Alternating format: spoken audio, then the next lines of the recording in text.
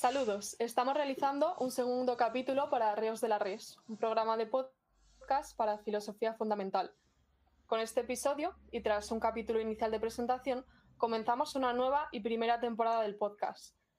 Recordamos que el programa abordará temas diversos, utilizando como hilo conductor la filosofía que los atraviesa, en tanto reales, lo trascendental de la realidad en lo real. A través de realidades concretas, asuntos concretos, veremos ese aspecto trascendental que denuncian ellas mismas, Ríos de la Res. Quería agradecer a Gerardo y también a César por su presencia como conductores del programa. César parece que ya se ha quedado presente en la llamada desde que le entrevistamos en el programa anterior. Sí, no he colgado. También resulta importante agradecer a nuestro invitado de hoy, Carlos Romero. Por último, ¿cómo podríamos finalizar esta breve presentación del programa, César? Bueno, en primer lugar, gracias por la presentación, por la bienvenida y por tu agradecimiento. Y bueno, pues este programa en realidad forma parte de un proyecto más grande, ¿no? El proyecto Filosofía Fundamental, que es de investigación, es de formación, es de diálogo, un proyecto mucho más amplio. Todos los detalles del mismo pueden encontrarse en nuestras redes sociales, Facebook, Twitter, Instagram y por supuesto en nuestra página web, filosofiafundamental.com. Una cosa muy importante también, interesante con respecto a los podcasts, es que se puede participar también siendo público.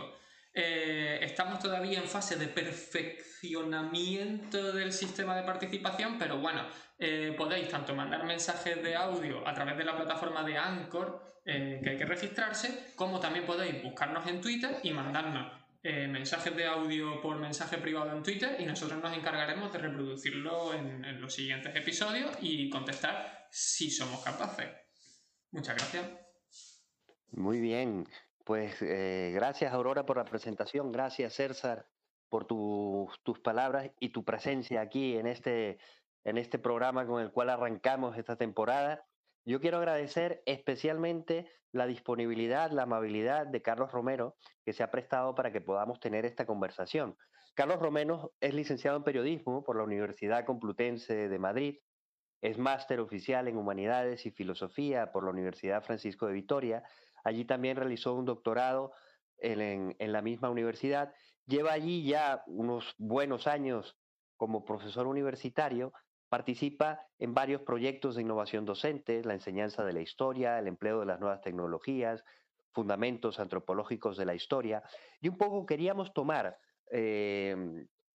ayudarnos de Carlos Romero para tomar este aspecto transversal de las cosas reales que es la historia, ¿no? Y queríamos hablar algo de lo que conocemos y hemos leído de su trabajo sobre los orígenes del proceso de deshistorización de Occidente, que ya solo el título pues parece que a uno le deja con el interés de leer, bueno, qué es esto de la deshistorización de Occidente, ¿no? Tú aquí en este trabajo, Carlos, pretendes indagar en qué es este fenómeno de la deshistorización. Coño, en breves trazos, ¿cómo nos podrías tú describirnos este proceso? Bueno, pues lo primero de todo, daros las gracias a los tres, a César, a Aurora, a Gerardo, por esta bonita, interesante introducción al podcast. Lo que no soy bonito y interesante soy yo, ¿no? Vamos a ver si soy capaz de responder a estas preguntas que me vais a hacer, ¿no? Y empezamos con esta primera. A ver, mirad, es también peligroso, ¿no? La pregunta que me ha hecho Gerardo sobre mi tesis doctoral, porque todo el mundo que ha hecho una tesis sabe lo pesadísimos que podemos llegar a ser, ¿no? Con nuestras propias tesis, ¿no? Yo, afortunadamente, ya ha llovido bastante tiempo, ya unos 5, 7 años, es que ya no recuerdo, desde que pues presenté la tesis y la tengo un tanto, no olvidada, pero sí un tanto apartada, ¿no? Ya ha dejado de ser tan protagonista en mi pensamiento, ¿no? Bueno, pues la tesis versaba sobre lo siguiente. A grandes rasgos, yo siempre he tenido una formación humanística con muchos intereses, ¿no? Uno de ellos ha sido la historia, pero otro ha sido la filosofía, ¿no? Y bueno, a raíz de lecturas filosóficas me fui dando cuenta de que eran un montón de autores y autores muy diversos en todos sus fundamentos, autores del siglo XX que iban más o menos con distintas palabras señalando lo mismo, apuntando a un mismo lugar, ¿no? Entonces ahí es donde empezó la investigación. ¿Y hacia qué lugar apuntaban? Bueno, pues con distintas palabras, como digo, iban hablando de una suerte de patologías que afectaban a nuestra forma de entender lo histórico. Lo vi en Heidegger, lo vi en Husserl, lo vi en Foucault, lo vi en Ortega, lo vi en Marcuse, lo vi en autores como, bueno, pues, sociólogos como Bauman, bueno, etcétera, etcétera, etcétera, etcétera. Y entonces dije, incluso en la literatura también, dije, bueno, pues aquí hay algo, ¿no? Y creo que esto merece la pena ser investigado, ¿no? Y entonces, bueno, a ese cúmulo de patologías las denominé el proceso de deshistorización. Me puse a indagar, estuve ahí una serie de años, unos 7 años, 7, 8 años con esa tesis doctoral, con la que perdí el pelo, literalmente, además. Y entonces, bueno, pues intenté ver si realmente había algo, ¿no? Y había como un hilo conductor en esos fenómenos, en esas patologías que estos intelectuales del siglo XX, de lo más dispar, como digo, pues sentían, ¿no? Y bueno, y yo creí haber encontrado algo, ¿no? Algo en ese análisis, ¿no? Entonces, si quieres, continúo como vosotros. Bien, ¿Sí? me parece muy interesante. Seguramente pues irán surgiendo diversas preguntas, ¿no? Es curioso porque tú partes en tu trabajo un poco de como de la constatación del hecho de que se ha dado una fragmentación, ¿no? Y de eso yo creo que hemos oído mucho. Cada vez que leemos o hablamos de la situación actual, se habla de la fragmentación del saber, se habla de la situación de fragmentación social, se habla de la fragmentación de la cultura. Es curioso. En el plano de la historia, esta fragmentación, ¿qué incidencia tiene? ¿Qué pasa? ¿Hemos perdido la capacidad de apropiarnos la historia de la generación anterior? ¿Hemos roto la tradición? ¿Hemos roto esa capacidad de transmisión? ¿Qué sería tú? ¿Qué dirías tú de una manera así como muy sencilla para que todos pudiésemos entender? A ver,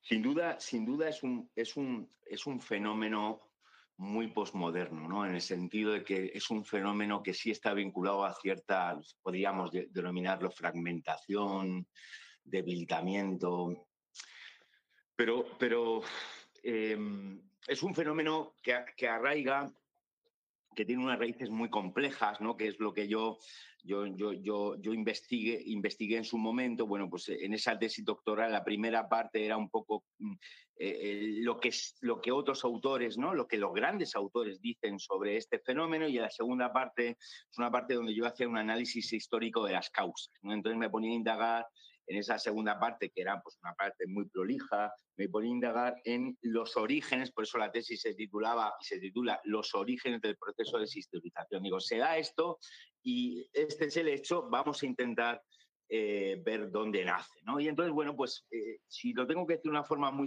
muy sencilla, voy a intentarlo, lo diría así. A ver, los seres humanos somos seres temporales, ¿no? Esto lo trabaja bien vuestro querido Zubiri y mi querido Zubiri, aunque yo evidentemente pues tengo un conocimiento de este gran filósofo mucho más superficial que el vuestro. Bueno, pues nosotros somos seres temporales, ¿no? Y esto es una evidencia. De nuestra condición temporal o tempórea, pues emana una serie de realidades, ¿no? Una serie de certezas. Nosotros no nos damos de una sola vez, nosotros nos vamos dando en una dinámica continua, constante, somos movimiento, nos vamos dando en el tiempo, ¿no? Nos vamos dando tanto a nivel personal como a nivel de filum, como a nivel de especie.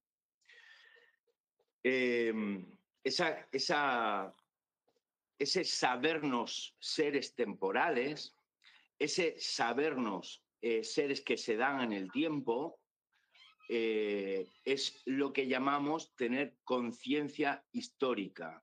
La conciencia histórica se nutre, bebe del hecho, del conocimiento, de la certeza de que nosotros somos seres que nos vamos desarrollando, ¿no? Carlos, Sí. perdona que te interrumpa. Fíjate, en esta línea de lo que estás exponiendo, ¿no? De esa conciencia histórica, pues, de la conciencia, digamos, de nuestro ser que se va desplegando, por así decirlo, en el tiempo. Es curioso, es verdad que hay épocas donde el acento quizás puede ser una época típica en la cual rige o se hace vigente una especie de nostalgia por el pasado, ¿no? Y eso puede verse incluso hasta en las maneras de decir, en las vestimentas. Puede también darse una época en la cual quizás lo que se subraya es la condición futuriza del hombre, como diría nuestro amigo Marías, ¿no? En la cual pues el hombre es una especie de pionero, ¿no? Yo me imagino un hombre del Renacimiento, ¿no? Vamos a descubrir el mundo, vamos a crecer, vamos a conquistar, ¿no?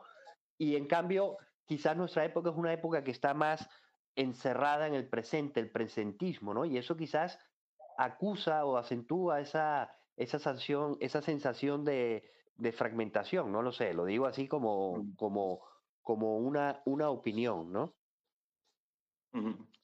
A ver, es interesante esto que dices y bueno, es verdad que ahí habría mucha tela que cortar, porque sí, algo complicado del tiempo en el que vivimos, esto que nos hemos quitado un poco del medio con un apelativo facilón, permitidme, que es el de posmoderno, ¿no? Pero bueno, también todos nos sentimos más o menos cómodos, ¿no? Con esa clasificación, pero es una clasificación que es un cajón desastre. Bueno, pues hay algo posmoderno de la fragmentación, precisamente también eso, ¿no? En que es imposible no, es sumamente difícil una generalización que no vaya más allá de diagnósticos muy grosso modo. Bueno, pues a ver, de esta conciencia histórica es donde reside el problema. Bueno, para acabar esa brevísima exposición os diría, la conciencia histórica deviene del sabernos seres que se dan en el tiempo, seres, como diría Zubiri, que somos transmisión tradente, somos tradición, pero también proyectamos historia, ¿no? Y eso es ser históricos, ¿no? Ser históricos es habernos entramado profundamente, tanto a nivel individual como a nivel de especie, en una tela del tiempo, en una tela temporal, ¿no? Entonces, bueno, pues esa es la conciencia histórica. Y luego está la memoria histórica. La memoria histórica son los contenidos que metemos en esa conciencia histórica. Son tradiciones, son hábitos, son costumbres familiares o costumbres de tu pueblo y son, por supuesto, libros de historia, es historiografía, ¿no? Entonces, ¿qué ocurre a qué denomino yo esa deshistorización de Occidente? Pues lo que vengo a decir es que hay una serie de patologías, de fenómenos, de aberraciones, de deformaciones, de dinámicas de nuestro tiempo que lo que hacen es dinamitar tanto la conciencia histórica, ¿no? Que es como el campo de juego, el ámbito donde se desarrolla la memoria histórica, tanto la conciencia histórica y especialmente la conciencia histórica, como deformar la memoria histórica. Respecto a la conciencia histórica, ciertamente, es que esta es la historia desde la modernidad, Gerardo. Hay una serie, nosotros somos muy presentistas, pero también estamos muy abocados a la incertidumbre permanente por el futuro, ¿no? Estamos siempre como perros sedientos, hambrientos, con la lengua afuera, buscando el futuro, buscando lo inmediato. Esto, por ejemplo, lo trabaja maravillosamente Higinio Marín, ¿no? Siempre abocados en esa especie de esquizofrenia, ¿no? Por el futuro, ¿no? También hay un sentimiento nostálgico. Y es verdad que aquí, queridos, habría mucha tela que cortar, ¿no? Para mí personalmente, y esto daría para muchos cafés, muchas cervezas y mucho lo que sea, pero para mí la posmodernidad no deja de ser una versión más avanzada de la modernidad. Lo que pasa es que en la modernidad había mayor orden, pero todos los elementos de la modernidad siguen presentes en la posmodernidad. Y entre esos elementos está el de lo que llamamos, lo que encasillamos como el romanticismo, ¿no? Y esa nostalgia romántica sigue muy presente en nuestro tiempo. Y no solo la nostalgia, sino ese motivismo tan mayúsculo y tan deformante, ¿no? Del romanticismo sigue muy presente en nuestro tiempo actual, ¿no? Y esas visiones también idealizadas del pasado. Y fijaos, es muy interesante porque yo cuando hablo de esto, mucha gente me dice, sí, bueno, de hecho en mi tesis doctoral, el tribunal fue uno de los argumentos que se hizo. De los argumentos, de los comentarios que me hicieron, uno de los doctores, fue que dice, pero es que hoy se venden más libros de historia que nunca. Y yo, sí, pero eso no quiere decir que no sea un mundo deshistorizado. Hay un mogollón de series de historia, hay más películas y series de historia que en la vida, y hay muchísimas, incontables publicaciones que versan sobre el siglo I antes de Cristo, cómo Aníbal cruzó los Alpes, podcast por un verdadero tubo de historia. Sin embargo, sigo afirmando que somos una sociedad deshistorizada. Fijaos, porque también la gente se acerca a esos relatos como quien se acerca a una serie de ficción de Netflix. Y se acercan a esos relatos no como algo que me interpela, algo de lo que yo formo parte, sino mucha gente se acerca a esos relatos como quien se acerca a escuchar una historia interesante, un poema épico, ¿no? O una historia que me resulta sugerente. Entonces, pero no algo que me constituye y que forma una parte intrínseca de mi naturaleza, ¿no? Disculpad. Recuerdo, Carlos. Disculpad porque me vengo arriba. Eso está bien, Carlos, eso está bien. Recuerdo, Carlos, que un profesor, no recuerdo el nombre del profesor, hombre, a lo mejor tú corriges la anécdota, ¿no? Que él fue una especie, en torno a tu trabajo, se estaba discutiendo, creo que era la misma defensa de tu tesis, ¿no? Y él comentaba que había sido una especie de consultor de esta serie Isabel que hicieron, ¿no? La serie histórica. Y dice que se llevó una sorpresa porque un día en el autobús con unos estudiantes detrás, un par de estudiantes se preguntaban uno a otro, ¿llegará a ser reina o no? ¿No? Sí. Es curioso, ¿no? Sí, ahí se ve, sí. Ahí se ve. Muy bien. Ciertamente estamos también pues simplificando el tema porque no puede ser de otra forma, ¿no? Y aquí habría muchos matices que hacer, pero bueno, está muy bien que sea así, ¿no? Por lo menos ya para dar algo en lo que pensar, ¿no? Sí, Aurora, disculpa. Sí, en tu trabajo sitúas el origen de la deshistorización en la modernidad, ¿no? Y en concreto apuntas hacia 3 revoluciones, ¿no? La revolución del dominio, la revolución de la técnica y la revolución del sentimiento. ¿Podrías indagar en esta serie de características? Sí, bueno, pues yo lo que vengo en una exposición que intenta ser pues didáctica, ¿no? Ordenada. Todos sabemos, y vosotros los primeros, que el conocimiento es matizar, ¿verdad? La vida intelectual se consiste en matizar, ¿no? Entonces, bueno, y esto no es una excepción. Entonces, aquí habría muchísimo que matizar. Pero bueno, como es verdad que al fin y al cabo estamos sujetos a un espacio y un tiempo, ¿no? Y yo tenía también ya 8 años de tesis sobre la espalda, digo, pues venga, voy a intentar sintetizar esto como sea. Y entonces, bueno, pues la fórmula elegante, por decirlo de alguna forma, que encontré fue la siguiente. Bueno, pues yo hablaba de la modernidad de la siguiente manera. Bueno, y hablaba yo así, gracias también al gran maestro, don Mario Hernández Sánchez Barba, que era mi director de tesis, ¿no? Que él siempre tiene mucho que decir en esa tesis.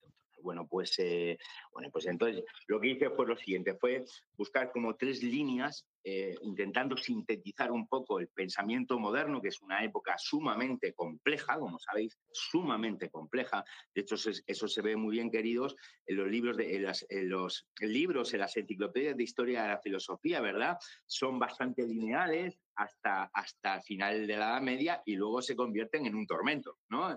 El mundo moderno es intrínsecamente complejo, ¿no? Bueno, pues yo esa complejidad la intenté, minimizar en 3 grandes líneas de pensamiento,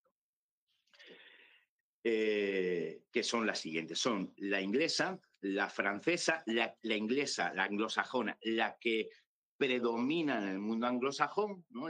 Cuya sede, cuyo núcleo, cuya fuente principal se da en el mundo anglosajón, que esa la llamé la revolución de la técnica, ¿no? De la técnica. Luego, la francesa, que es la del dominio, que es una revolución política, pues si una era técnica, científica, tecnológica, especialmente técnica, la revolución del dominio es una revolución política, que se da en la modernidad y se da en toda Europa, pero principalmente en Francia, ¿no? Y a partir de ahí habrá una serie de fenómenos que nos harán entender la política y de una forma totalmente diferente, ¿no? Y ya no hablo solo del proceso ilustrado, sino también de algo previo, ¿no? Y de las constituciones y la democracia, sino algo previo, ¿no? De la idea del Estado, ¿no? Cómo cambia la idea de Estado.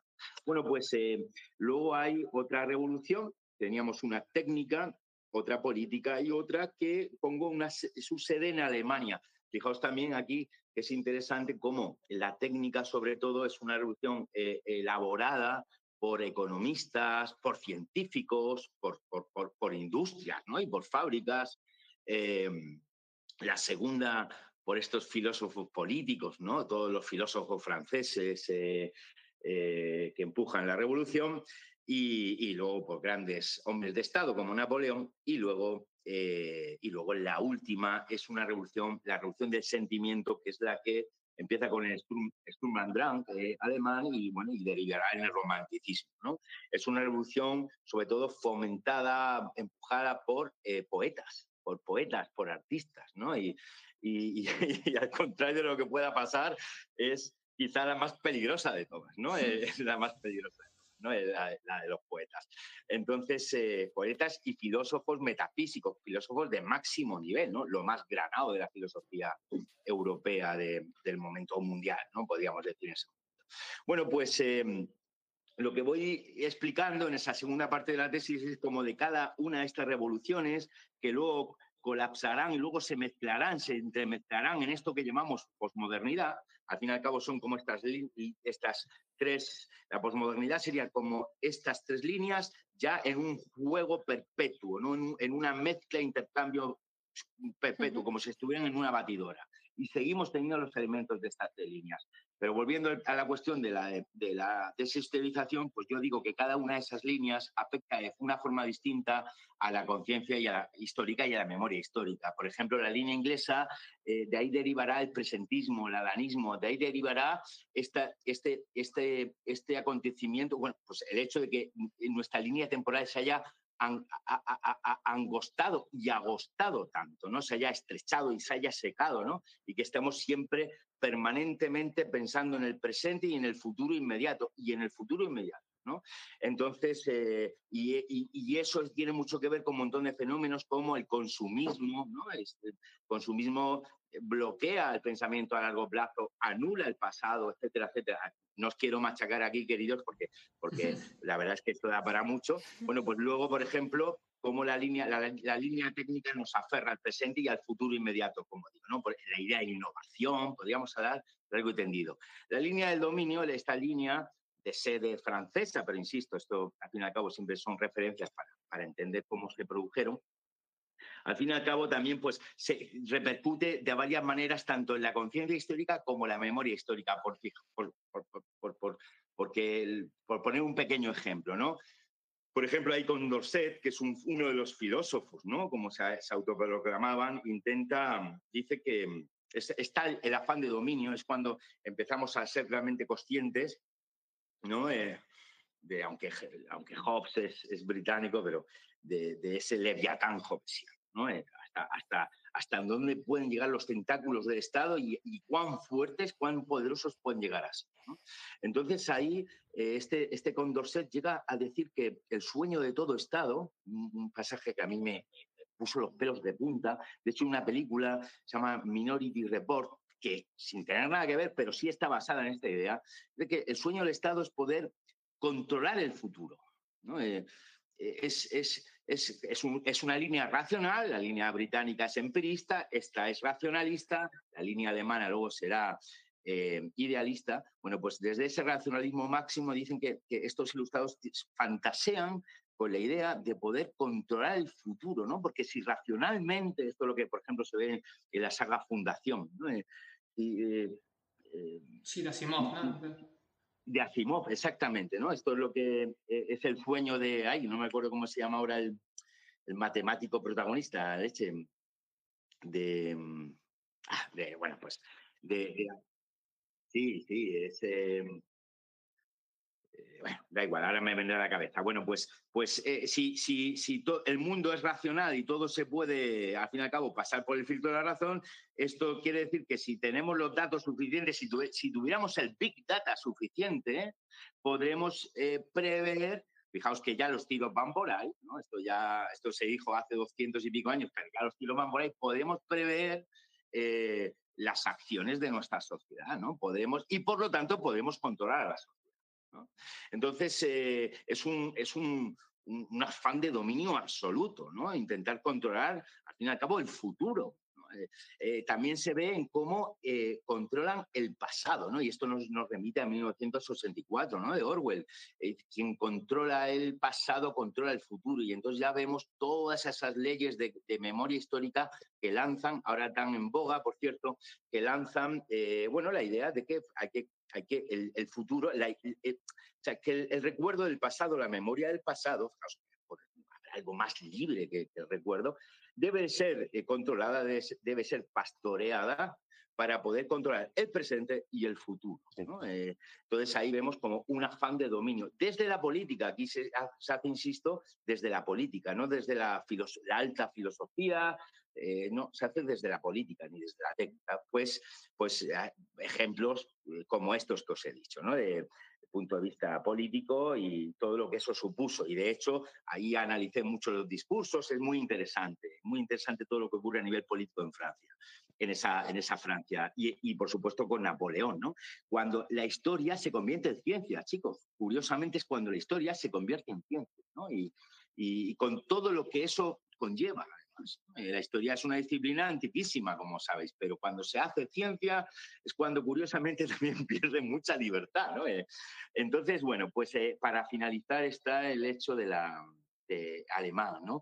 Y el hecho del alemán es como toda esa revolución del sentimiento, que es la revolución más potente filosóficamente, con diferencia de las tres, bueno, pues también será, ojo, porque aquí como todo, por supuesto, no nos quedemos solo con lo negativo. Yo aquí pongo el acento en estos procesos, ¿no? Pero, por supuesto, esta revolución trajeron grandísimos avances, grandísimas ideas, grandísimos tesoros, ¿no? Yo aquí pongo el acento, pues, en esto que concierne a la conciencia histórica. Y en lo negativo, ¿qué es? Bueno, pues el idealismo alemán trajo una serie de problemáticas también largas de contacto, y bueno, en vez de y luego el romanticismo, la vamos a sintetizar en una. Bueno, por un lado, esa idea de filosofía de la historia que traería tantas tempestades, ¿no? Ese determinismo filosófico, como ya conocéis, de Hegel, ¿no? Que desembocará en una idea perversa que será la que mueva al nazismo, ¿no? Y terrible, ¿no? Y luego, pues en ese sentimentalismo nacionalista que se dio en toda Europa y todas las tormentas, las tempestades que surgieron de esa idea absolutamente aberrante, porque es un ideal aberrante del pasado, ¿no? Del pasado. Ahí se ve una cancelación del pasado, en tanto en cuanto se idealiza el pasado. Hoy en día hay discursos que están más en boga de, pues, por ejemplo, de esa revolución del dominio, esa revolución de la técnica, que son estrictamente progresistas. Por cierto, el de progreso, un concepto interesante porque se forja también en esta ilustración, ¿no? Un concepto absolutamente religioso, ¿no? En tanto en cuanto se lo viste, ¿no? Como si fuera una especie de destino universal, ¿no?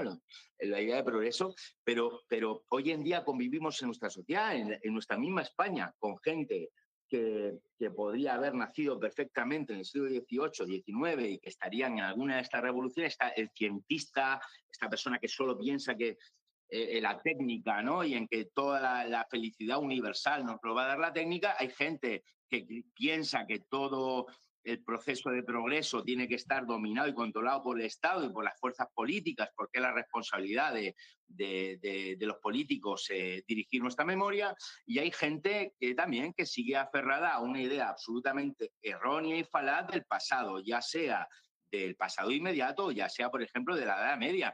Yo conozco a mucha gente muy bien intencionada que tiene unos relatos sobre hechos del pasado, ya sea de la historia de España o ya sea de la historia medieval, que dice, joder, madre mía, esto se ha convertido en un problema en tu cabeza, ¿no?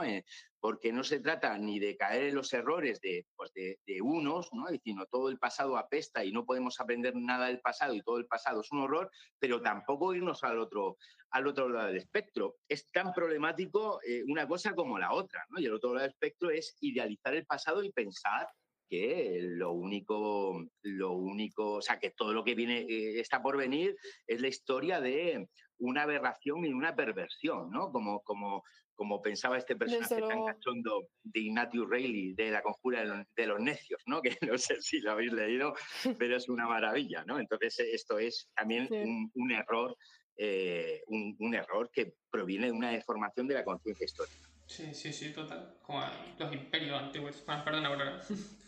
Sí, no, muchas gracias por todas estas reflexiones que desde el ámbito teórico, desde luego que abren muchísimas vías, muchísimas problemáticas, pero ahora de cara a una visión más cotidiana, ¿dirías que esta serie de patologías en la forma de entender lo histórico, o más bien, cómo verías que esta serie de sentimientos rupturistas con el pasado, concepciones sentimentalistas de la historia, afectan en tu ejercicio de la docencia?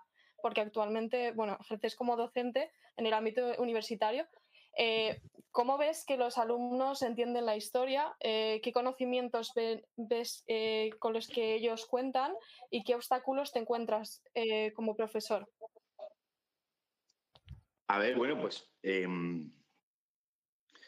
a ver, bueno, es una pregunta un poco complicada en el sentido de, bueno, ¿cómo relaciono yo esto de la deshistorización en el corto plazo, ¿no? A ver, yo, por ejemplo, fuera del aula, por ponerte así un ejemplo como también muy brusco, ¿no? Fuera del aula, ¿dónde podemos ver esto? ¿No? En general, en la sociedad lo podemos ver en un montón de ámbitos, ¿no? Cómo la gente vive bajo esos eslóganes, por ejemplo, del Carpe Diem, ¿no? Esos eslóganes también que son, que pueden ser, no es que sean intrínsecamente malos, pero son malos en tanto cuanto se convierten como una especie de lemas, ¿no? Universales, ¿no? Pues a ver, por ejemplo, en la forma eso se ve a nivel social, en la forma de relacionarse con el futuro, ¿no? De pensar en un cortoplacismo, ¿no? En un cortoplacismo, o de estar demasiado traumatizados con el pasado. Se nota, por ejemplo, fijaos, en el modo, esto también esta relación se ve claramente en nuestro modo de relacionarnos con el planeta Tierra, ¿no? Una mente que es incapaz de pensar a largo, bueno, pues es incapaz, por lo tanto, de construir futuro, ¿no? Porque al fin y al cabo solo están pensando en su mañana, ¿no? Y oye, ¿y por qué vamos a seguir, por qué no seguir contaminando, ¿no? Si al fin y al cabo yo no voy a ver esa destrucción, no voy a percibir esa destrucción yo y mis hijos, y esto se va a ir al carajo dentro de 200 años, ¿no? O, por ejemplo, se ve también como mucha gente, desgraciadamente, que eso es un fenómeno muy occidental, trata a los mayores, ¿no? Eso es algo muy práctico además, ¿no? Eso es fruto de un proceso de deshistorización, nuestra forma de de tratar a los mayores, ¿no?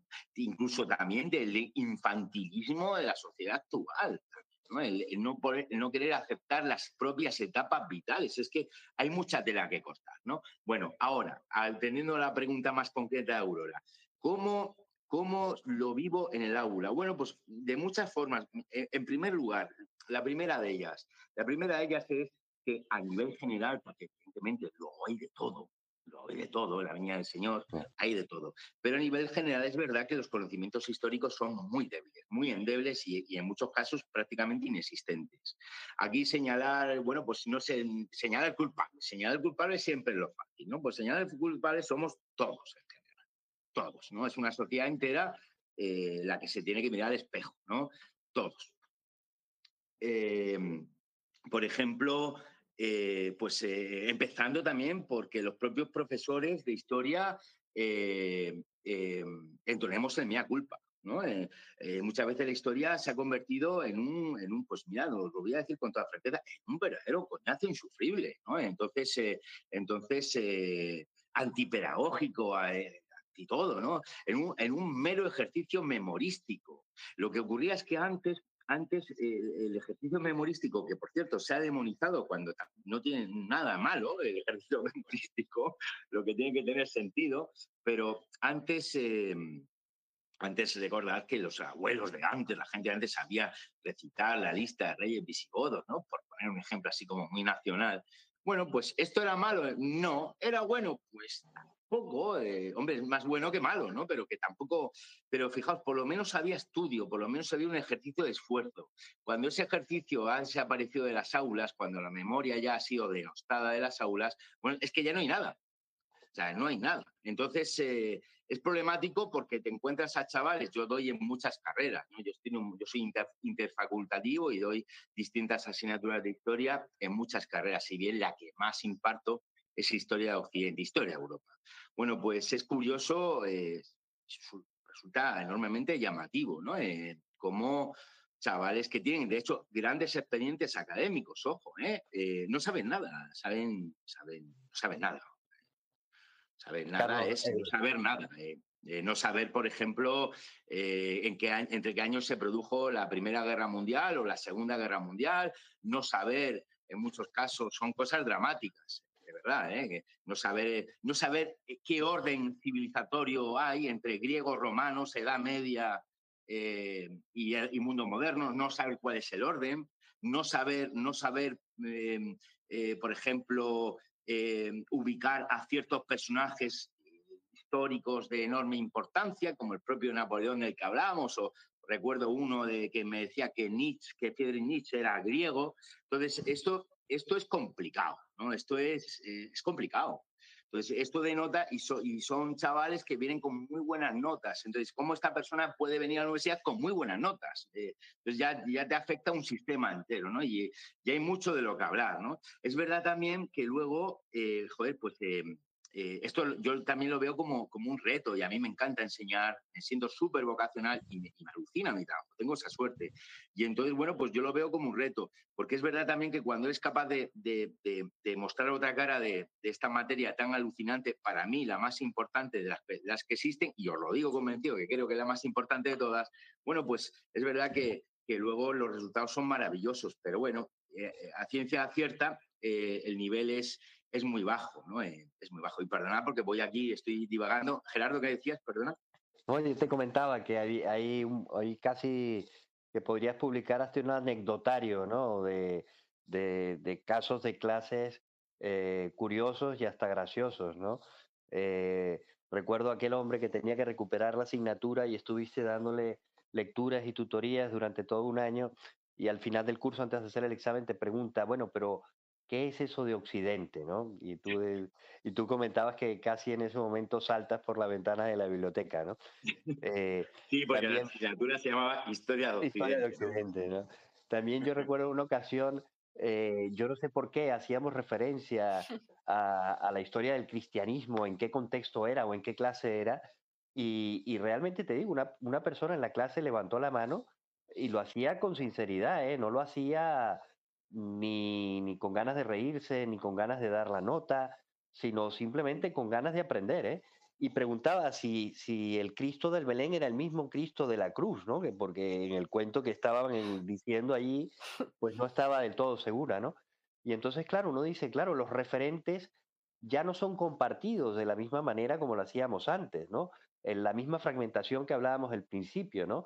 Ya el tejido social, ya los referentes, ya esa transmisión, de alguna manera, no es la misma, ¿no? Que se tenían antes. Y no es que sean, pues no sé, más atontados, más brutos, más tal, En sino que absoluto, en absoluto. sino que la situación es distinta, así de simple. Entonces se Es parten de otras distinta, cosas. sí. Ellos, por supuesto, ¿no? Ellos la inteligencia no cambia. Inteligencia, nada, pues igual, incluso más listos. La cuestión es que si a ti desde muy niño te dicen que la historia, al fin y al cabo, es un conocimiento que no te aporta nada, ¿no? Porque solo hay que darle prioridad. Que si a ti te van inculcando desde pequeño que esas otras materias, ¿no? La filosofía, la historia, la poesía, la música, son una pérdida de tiempo, pues tú al final te lo crees, joder, ya está, es que al final lo tienes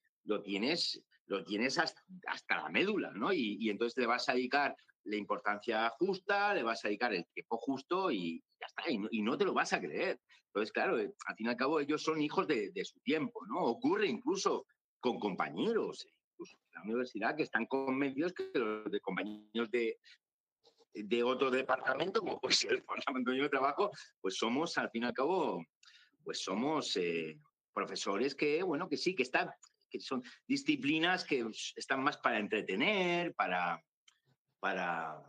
hacer más interesante la vida cultural y las tertulias con café, con té y con pastas de los alumnos, ¿no?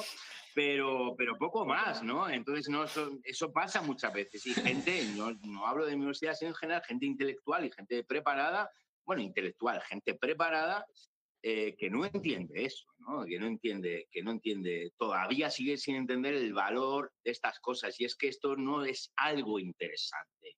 Esto no, yo siempre digo, es que estudiar historia no es una opción, igual que estudiar filosofía no es una opción, es que forma parte de tu naturaleza humana, es que es realmente la única opción que tienes para ser verdaderamente una persona culta, ¿no? Cultivada.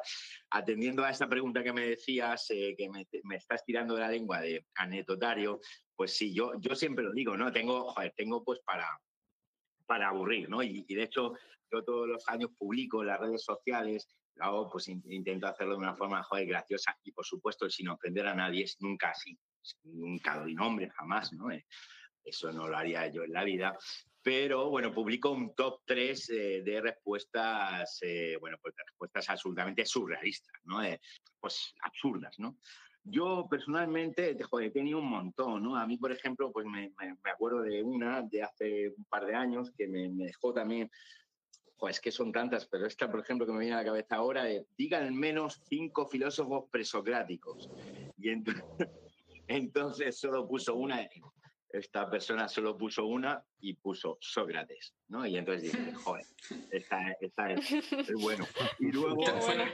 Tan buen filósofo que se antecedió a sí mismo, ¿sabes? Sí, pero fíjate, de eso, César, yo lo más tocho, lo más gordo que yo he vivido es, aparte, era una tutoría personal con un chaval que es muy buena gente. Y es la única vez en mi vida, llevo 15 años de profesión, la única vez en mi vida que os lo digo a vosotros y os lo digo a todo el mundo que escuche este podcast, pero bueno, que me he reído, o sea, que era no poder evitar la risa, ¿no? Me dio un ataque de risa, pues, y luego le pedí todo, le dije, me tuve que salir del despacho, a reírme porque no daba crédito, o sea, sobre todo porque lo estaba diciendo muy en serio el chico, ¿no? Y lo pasé muy mal, fue un momento que lo pasé muy mal, de verdad. Eran los lagrimones que se me caían. Y entonces la pregunta era, ¿cuándo nació Jesús? Y entonces me dice, en el siglo IV antes de Cristo. Y entonces yo no daba crédito y entonces antes de incluso esto no, antes incluso de que empezara a reírme y tal, siglo IV antes de Cristo, sí, sí. Y entonces le pregunté, ¿y cómo era su relación con Aristóteles? Y entonces, pues tenía en sus días,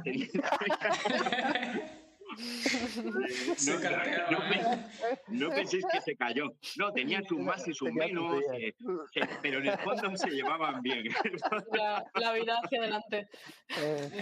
Muy Bueno, bueno, Carlos, muy bueno. yo quería preguntarte, bueno, está claro que has desarrollado toda esta vía más contundente, más académica a través de tu tesis doctoral, pero tú estabas preparando también un proyecto de divulgación, por así decirlo, para el gran público.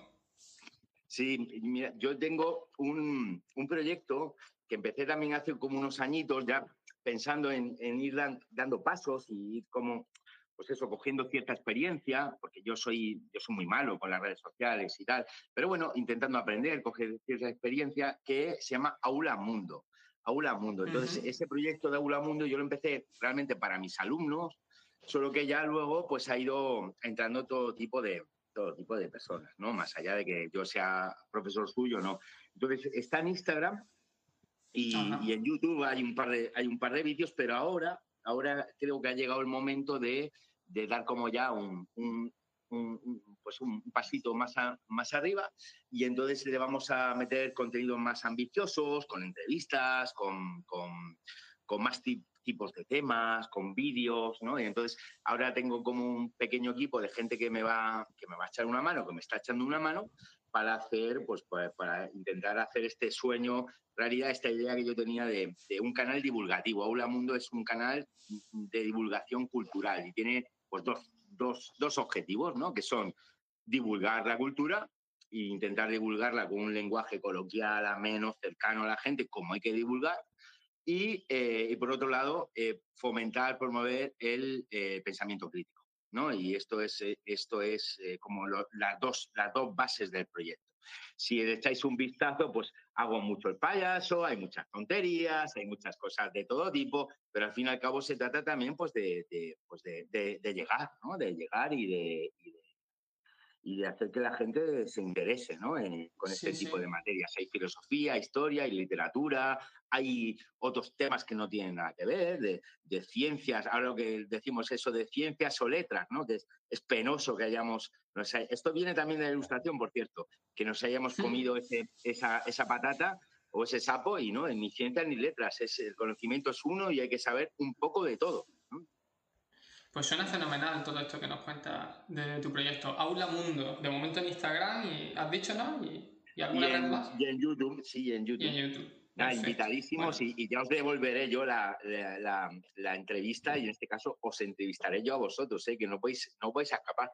No vais a escapar. pues genial, encantado. Y ya casi para ir cerrando, ¿querrías recomendarnos una lectura que nos acerque un poco a ti o a tu pensamiento? Joder, una lectura. Venga, lánzate ahí. Pues, Venga, a ver, no, mirad. A ver, joder, yo es que de lecturas no sabría. Puede ser de cualquier cosa. de cualquier cosa. Mira, yo como, no sé si habéis hablado de ella, pero a mí una lectura que me ayudó muchísimo, que me pareció como una fuente o sea, como un sostén en el desierto, ¿no? En ese desierto de la tesis doctoral, fue Zubiri, y fue concretamente el libro de las 3 dimensiones del ser humano. Ese libro de individual, social e histórica. Ese libro que, Gerardo, corrígeme si me equivoco, es una conferencia, ¿no? Que luego fue transcrita, que está por partida doble, ¿no?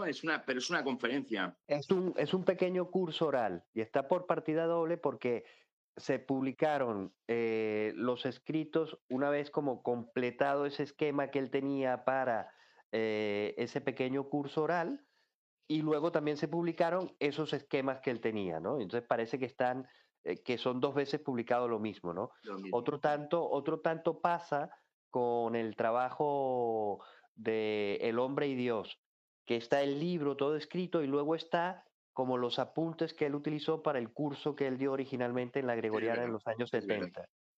Se suele hacer pero eso. fíjate que yo ese libro me parece, o sea, como se trata también de divulgar y de también de enganchar a la gente que no esté tan ducha en filosofía, yo recomiendo, atendiendo a la pregunta de César, primero este libro, porque es un libro sencillo, ¿verdad? A mí me lo pareció muy sencillo, muy bien ordenado, donde al fin y al cabo habla de historia, sí, pero también habla de antropología, ¿no? Es un libro maravilloso y recomiendo ese, por ejemplo. Genial. Realmente, Muchísimas gracias.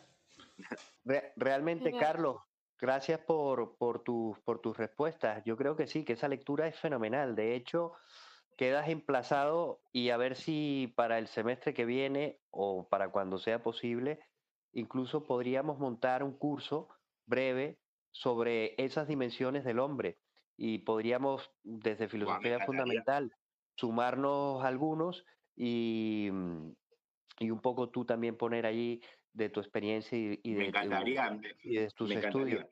Y también Me encantaría. podríamos o tendríamos que hablar forzosamente para lograr algunas sinergias con todo ese equipo que tú tienes de diseño, de divulgación, porque para algunas cosas podría ser muy interesante.